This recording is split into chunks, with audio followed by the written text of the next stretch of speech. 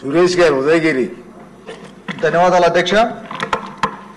ఈ రోజున ఈ బడ్జెట్కి ఎంతో ప్రాధాన్యత ఉంది అధ్యక్ష. గత ప్రభుత్వం చేసిన డిస్ట్రక్షన్ అది కరెక్ట్ చేసుకునే దానికి కొంత ప్రయత్నం జరిగింది బడ్జెట్లో.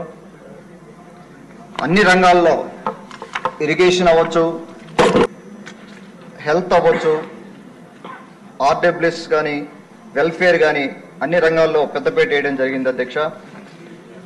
ప్రభుత్వాలు తీసుకునే పాలసీస్ వల్ల సగటు జీవితం మీద ఎంతో ఇంపాక్ట్ చూపెడతాయి అధ్యక్ష. చిన్న ఎగ్జాంపుల్, అన్నగారి ఎన్టీఆర్ గారి ప్రభుత్వంలో 83లో తీసుకున్న ఎడ్యుకేషన్ పాలసీ వల్ల నేను కానీ నాతో పాటు ఎంతో మంది లక్షల మంది ఇంజనీరింగ్ చదివి, అలాగే చంద్రబాబు గారు తీసుకున్న ఐటీ పాలసీ వల్ల చాలామంది విదేశాలకు వెళ్ళగలిగాం. సో అంటే కొన్ని పాలసీస్ ముందు చూపుతో తీసుకునే పాలసీస్ వల్ల మనం ఎంత ఇంపాక్ట్ చూపెట్టగలమో కొన్ని ఫ్యామిలీస్ మీద అదొక చిన్న ఎగ్జాంపుల్గా చెప్పదలుచుకున్నాం అధ్యక్ష. అలాగే ఇరిగేషన్లో ఎంతో ప్రాధాన్యత ఇచ్చారు ఈ బడ్జెట్లో. మేజర్ ఇరిగేషన్ కానీ మైనర్ ఇరిగేషన్ కానీ.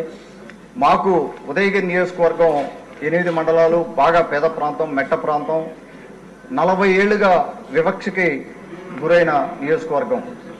ఎప్పటి నుంచో కొన్ని సమస్యలు కలగానే మిగిలిపోయాయి. సోమశిల ప్రాజెక్ట్ తోటే, సోమశిల ఉత్తర కాలువతోటే, అలాగే ఇప్పుడు సోమశిల హై కెనాల్ కన్స్ట్రక్షన్ లో ఉంది, ఇన్ఫ్రాస్ట్రక్చర్ రెడీ అవుతా ఉంది. సోమశిల ఉత్తర కాలువలో ఒరిజినల్ డిపిఆర్ బేస్ చేసుకొని సబ్ కెనాల్స్ అన్ని కంప్లీట్ అవ్వలేదు అధ్యక్ష. ఆ సబ్ కెనాల్స్ అన్ని కానీ కంప్లీట్ అయితే కొన్ని వేల ఎకరాలకి నీళ్లు ఇచ్చిన వాళ్ళం అవుతాం. ఒకసారి దయచేసి మన ఇరిగేషన్ మినిస్టర్ రామనాయుడు గారికి విజ్ఞప్తి చేస్తా ఉన్నాను, ఆ విషయం మీద ఒక్కసారి దృష్టి పెట్టండి అని చెప్పి.